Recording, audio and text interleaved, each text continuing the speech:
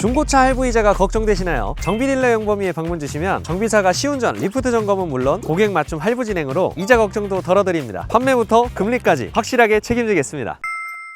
영범아, 네. 10만 넘은 중고차를 사면 큰일 난다는데 사도 될까? 10만 킬로가 넘은 차량을 사도 된다, 안 된다 이렇게 말이 많은데요. 저는 실제로 10만 킬로가 넘는 중고차도 많이 판매를 합니다. 오늘 현실을 한번 알려드려 볼게요.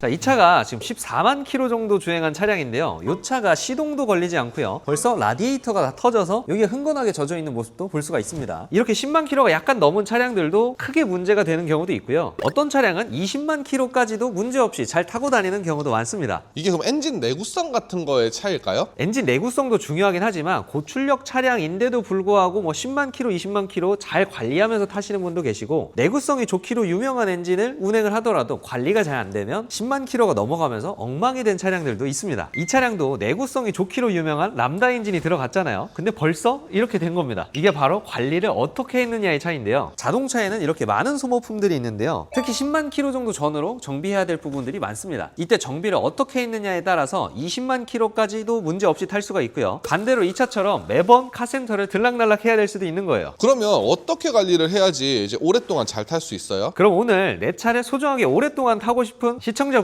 10만 킬로 정도의 가성비 있는 중고차를 구입 예정이신 분들을 위해서 자동차 소모품 정리 한번 해보도록 하겠습니다.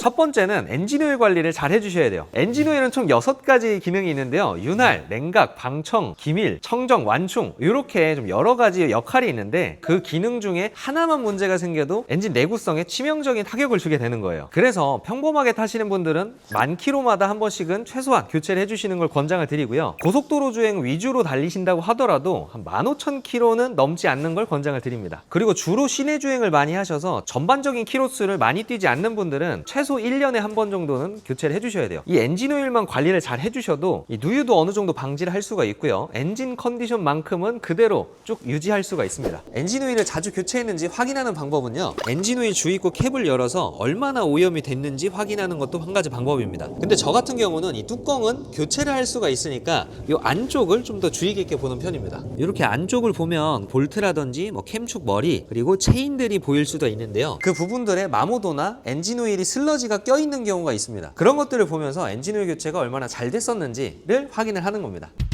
그 다음은 미션 오일인데요. 여기가 미션 오일 팬입니다. 여기에 오일이 많이 담겨 있는 거예요. 이런 미션 오일은 오토 미션인 경우에는 약 10만 킬로 전후로 교체를 권장을 드리고요. CVT나 DCT 변속기들은 약 5만 킬로 전후로 한 번씩 교체를 권장을 드립니다. 보통 DCT 차량을 타시는 분들도 대부분 5만 킬로 전후로 교체를 잘 안 하시더라고요. 10만 킬로라고 알고 계시다가 나중에 고장이 나는 경우도 있습니다. 미션 오일을 오랫동안 교체하지 않은 차량들의 오일 상태를 보면 쇳가루도 많고요. 오염도 많이 되어서 점도도 잃은 경우가 많습니다. 그렇게 되면 변속 충격이나 고장으로 이어질 수도 있는 거죠. 그럼 영범아, 미션 오일을 교체를 하면 네. 좀 변속 충격 같은 게 완화되는 경우도 있어? 그렇죠. 어느 정도 완화되는 경우도 있는데요. 반대로 너무 오랫동안 안 갈았다가 새롭게 갈면 변속 충격이 새로 생기는 경우도 있습니다. 그러면 안 갈아야 되는 거 아니가? 아닙니다. 주기에 맞춰서 그냥 교체를 해주시는 게 가장 좋은 선택입니다. 미션 오일을 교체를 했는지 확인을 하는 방법은요. 미션 오일 팬이 깨끗하다든지 아니면 미션 오일 팬을 잡아주고 있는 이 볼트를 풀렀다 뗀 흔적이 있다면 교체를 했을 가능성이 높겠죠.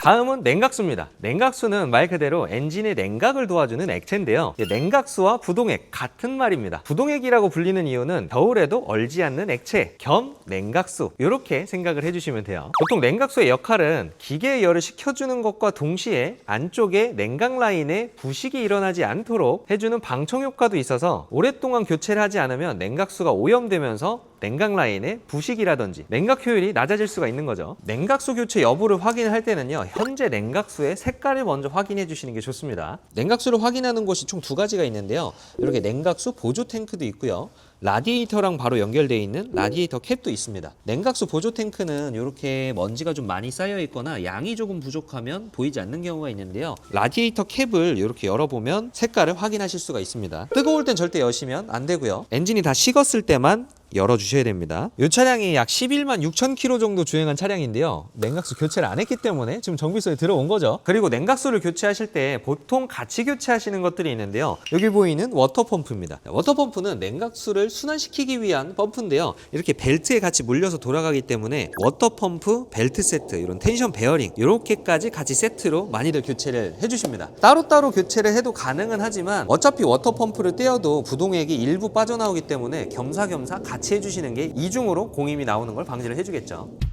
그 다음은 점화 플러그랑 코일인데요. 엔진 상단부에 이렇게 있습니다. 이 차는 4기통이라서 하나, 둘, 셋, 넷, 4개가 있죠. 점화 플러그 코일은 연료를 인젝터가 착 뿌려줬을 때 라이터 불꽃처럼 빠직 이렇게 일으켜주는 그런 스파크 플러그인데요. 점화 플러그 같은 경우에는 연소실에서 가장 뜨겁게 달아오르는 그 중간에 박혀 있다 보니까 고열에 노출되는 부품 중에 하나예요. 보통 옛날에는 10만 킬로 정도 전후로 교체 주기를 잡긴 했지만 요즘에 이리듐 플러그가 많이 들어가면서 15만 킬로 정도까지는 무난하게 사용을 하시는데요. 너무 오랫동안 있다가 교체하시는 거 권장드리진 않는 게 장시간 고열에 노출되어 있으면 실린더 헤드에 고착되어서 안 빠지는 경우도 있습니다. 그래서 옛날처럼 10만 킬로 전후 때 교체하시는 걸 권장을 드리고요. 4개의 실린더 중 하나만 문제가 되더라도 부조가 생기거나 출력 제한이 올 수가 있습니다. 플러그 코일은 고장난 뒤에 교체하는 것보단 예방 정비를 권장을 항상 드리고 있고요.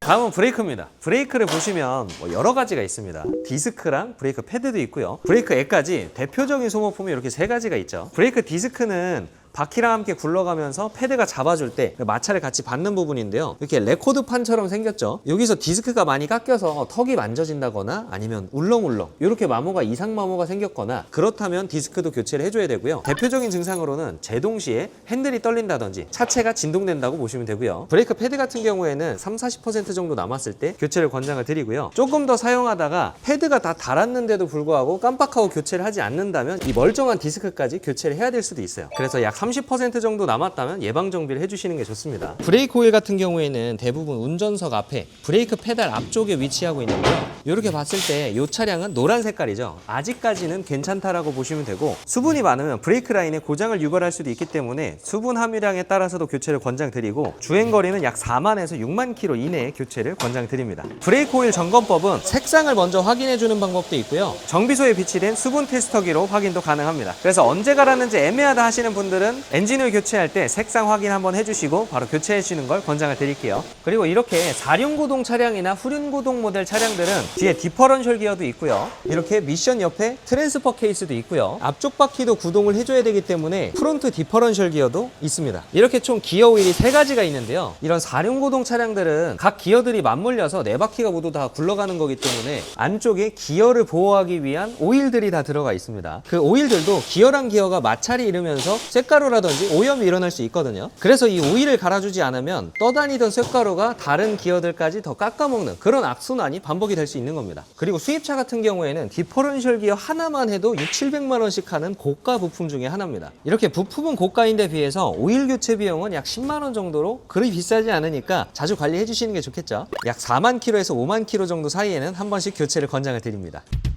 그 다음은 바로 연료 필터인데요. 디젤 차에서는 이 연료 필터를 꼭 관리를 해주셔야 됩니다. 디젤은 압축 착화 방식으로 운용이 되기 때문에 연료 분사가 상당히 중요합니다. 그래서 이 연료 필터가 해주는 역할은요, 연료가 엔진으로 들어가기 전에 이물질을 한번 걸러주고 수분도 한번 걸러주는 역할을 해줘요. 이 조그만한 게 깨끗한 연료를 공급해주기 위한 필수 조건 중 하나입니다. 이 연료 필터는 2년에서 3년 사이 또는 4년에서 6만 킬로 사이에 한 번씩 교체해 주시면 되는데요. 이 연료 필터를 교체하지 않으면 겨울철에 수분을 머금고 있는 연료 필터가 얼어서 시동이 걸리지 않을 수도 있고요. 수분이 너무 많다면 엔진 쪽으로 같이 들어가서 엔진에 치명적인 데미지를 입힐 수가 있습니다. 결국 최악의 악 이런 상황에는 DPF까지도 문제가 될 수도 있고요. 자, 이게 DPF인데요. DPF가 막히게 되면 이 DPF의 역할인 매연 포집을 해줄 수가 없기 때문에 매연이 그냥 그대로 통과하게 됩니다. 그래서 가끔씩 머플러에서 검정색 연기가 나오는 차량들을 많이 보셨을 거예요. 이렇게 연료 필터의 역할은 중요하고요. 그리고 이 DPF도 관리를 해주시면 좋은데요. 요즘에는 연료 첨가제로 간단하게 주유하면서 첨가해서 관리하는 방법도 있고요. 직접적으로 이렇게 DPF를 탈거해서 클리닝 해주는 방법도 있고요. 그리고 고속주행을 많이 해서 자연스럽게 DPF를 태워주는 방법도 있습니다. 이렇게 DPF가 잘 관리된 차량을 고르신다면 디젤차도 너무 걱정 안 하시고 구매하실 수가 있겠죠.